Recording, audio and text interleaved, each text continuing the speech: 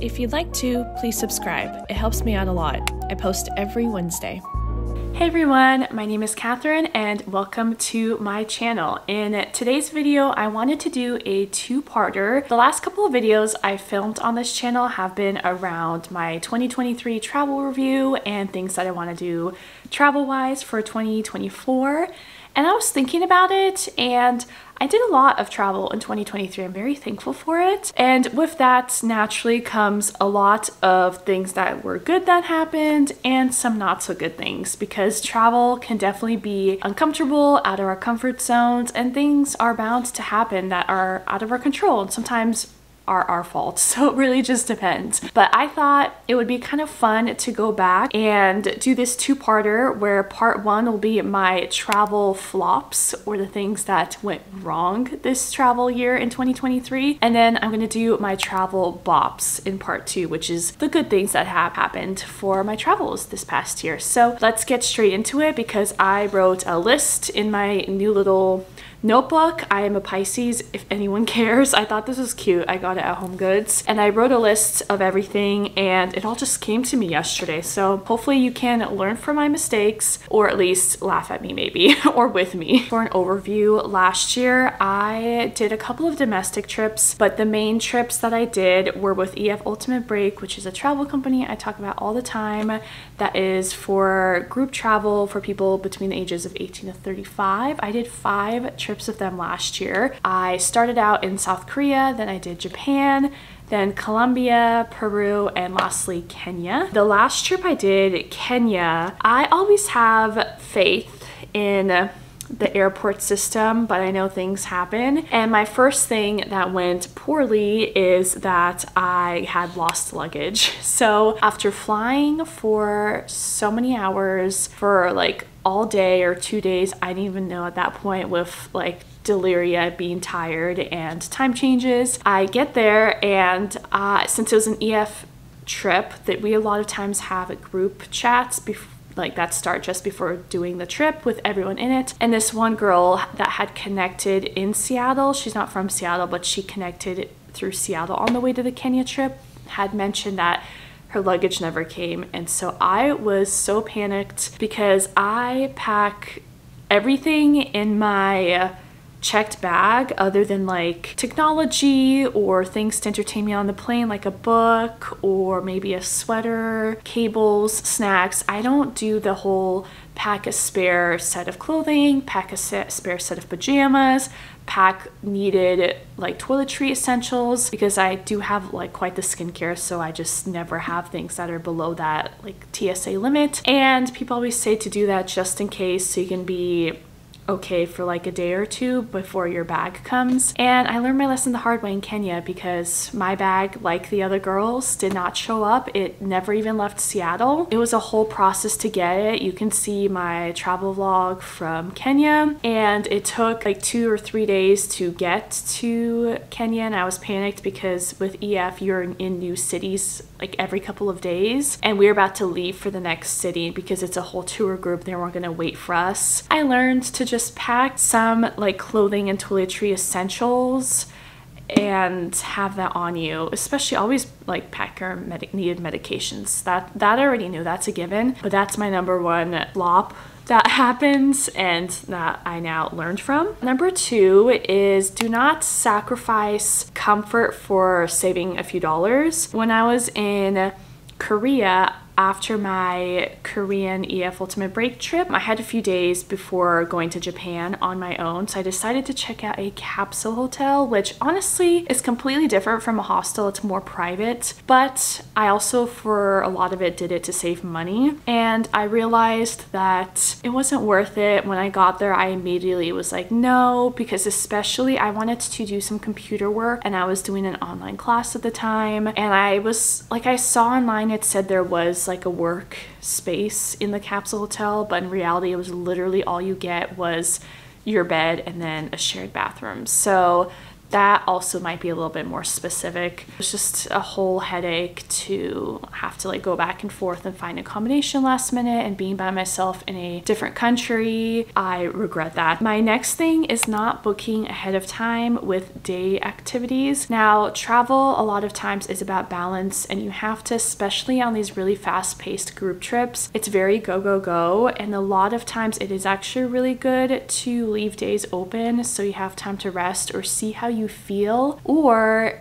you don't know what people you're traveling with yet, and maybe you'll make friends and want to do things with them at the time that you're on your trip, but you wouldn't know before your trip because you haven't even met these people. So that, like, I get is a balance, and it can get tricky. Apparently we had one full day in Kenya, in Nairobi, Kenya, the capital, the very last day, and all these people had made different excursion like things like they already had planned, and it completely went over my head. I guess there was in the group chat people trying to ahead of time get a group together to do, like, there was like a rhino sanctuary or some other things. Then on the actual trip it was all booked up when it was like the day before the last day, and I wanted to do the rhino sanctuary and I couldn't. It ended up working out. I was able to do some other really cool things, so you could say it all worked out for the best, but still a part of me kind of like is upset I didn't get to do the rhino sanctuary. The next thing is making sure that I have like the right camera equipment and the right camera lenses for a trip. When I went to Kenya, I was on a safari. I wanted to bring my nice camera, which is this camera that you're looking at right now. And I ended up buying this special lens that somebody else had recommended for doing YouTube. And it works beautifully for this that I'm doing right now.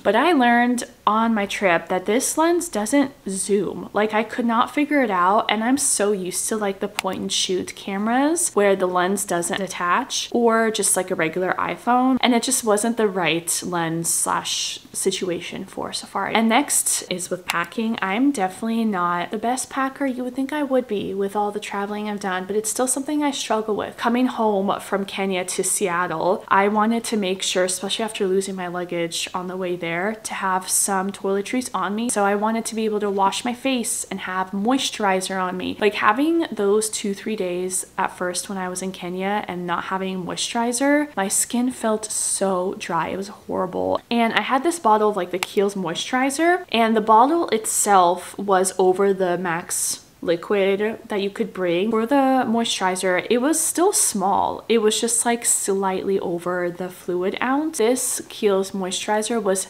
only half, if that, full. So I thought I'd be good. Like, it's already a small bottle.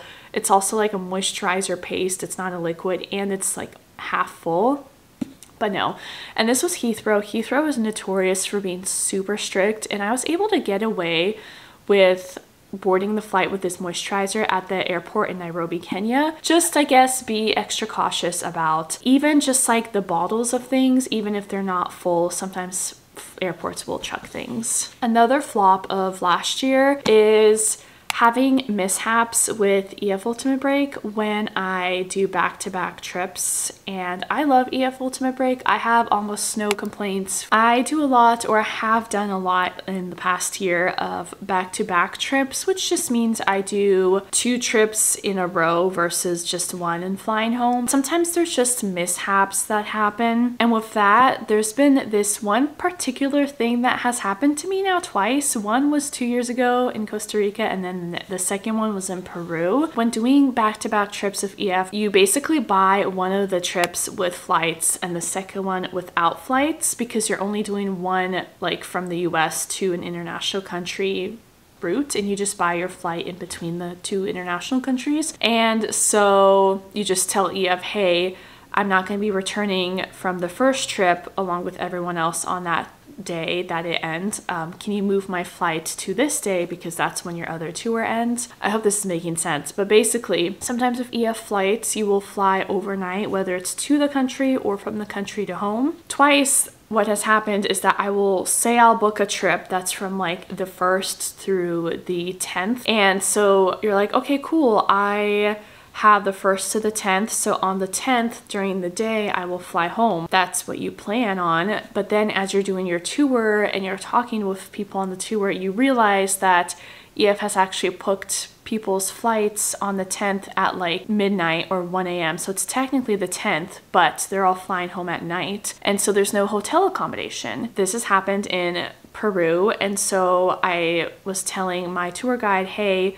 EF booked my flight during the day at say midday at 1 p.m.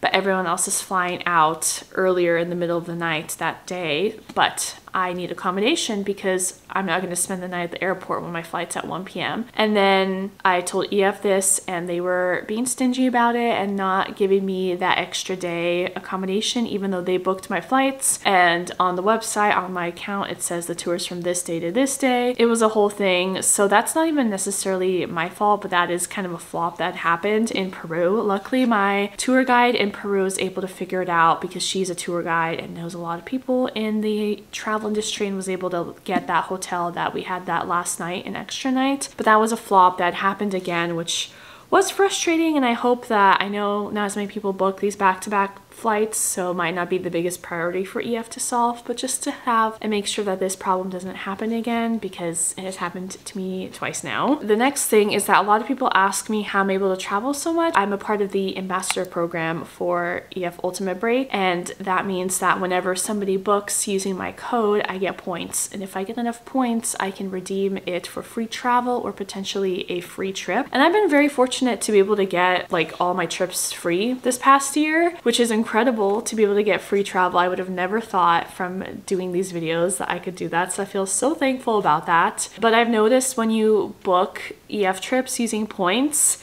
the system doesn't register it. Like, it says everything's paid out, there's $0 left to pay, but then I will still get those automatic emails saying pay your minimum deposit, pay your minimum deposit, until you get closer to your trip, and then it's saying you will be kicked off your trip if you don't pay your minimum deposit. It's just stressful to see those messages, even though it's happened to me before and I was told to ignore it, but at the same time, I don't want something in their system to be like, okay, this girl's not paying, we've warned her X amount of times, she's off. So having to like reach out to EF and tell them, hey, make sure I'm not booted off this trip because everything's paid for, I just used points. So that's something that I've asked them to like work on.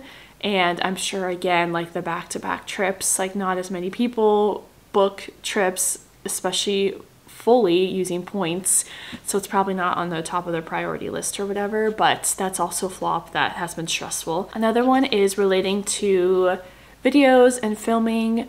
I just get so awkward filming in public, so when I was traveling, having to try to film out and about, not just in the hotel room or getting b-roll or whatever, but having to talk to the camera in public, it can be so awkward, especially because you're around new people and no one else for the most part is doing it. The ambassador trips people do it, but not the regular ones, so that's just been tricky. Like, I want to get the best content and capture memories and everything. That's been difficult, but I'm getting better at it. And then the next flop is just kind of a given, being exhausted, and traveling can be exhausting. For example, when I arrived to Kenya, I was so tired. I can't sleep on planes, but I feel like even if you can, like, how good is the quality of sleep? So by the time I got to Kenya, and then the line to get through immigration was so slow. I hadn't been in that slow of an immigration line in a long time. Like, it was over an hour. And then having the panic of like, is my suitcase here? Because I was getting messages in the group chat that this other girl didn't get hers and she went through Seattle.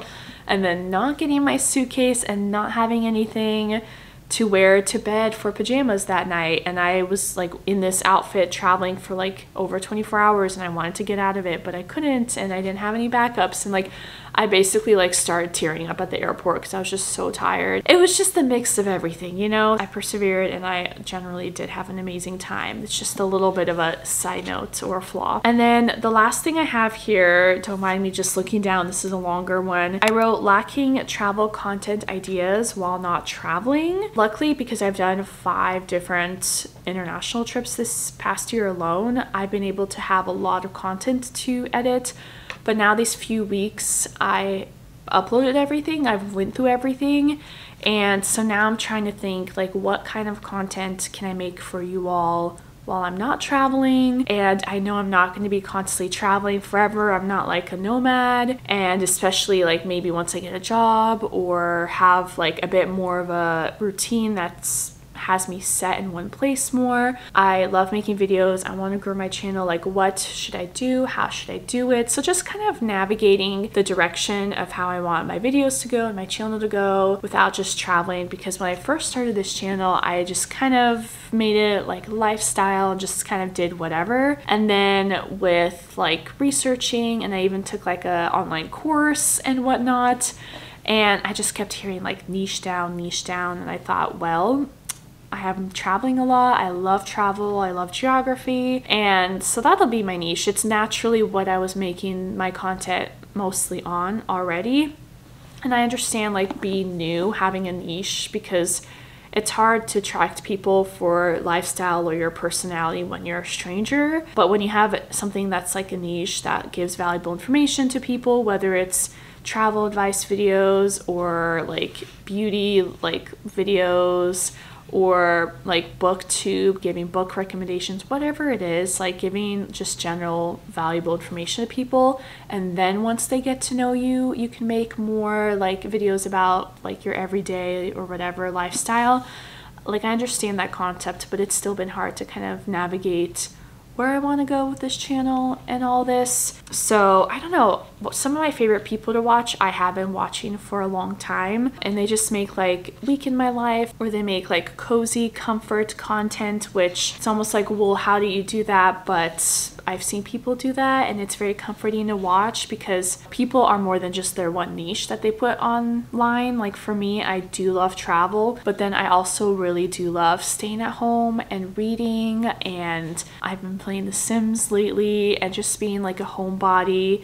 And so I'm trying to see how or which direction my channel should go in the future and in this year. I do have some trips planned, like I mentioned in my previous video, but you know, I'm not gonna, like I said, consistently and always be traveling. So if you have any ideas or what you want to see from me, whether it's travel or non-travel related, I'm trying to think of ways that I can make videos that's like still related to travel, but kind of like not fully travel related, if that all makes sense.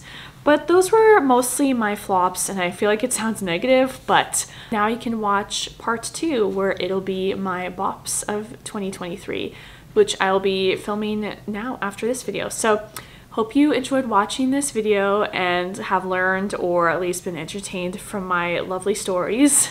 But thank you all so much for watching, and I hope to see you in part 2 or somewhere else on my channel in the future. Bye!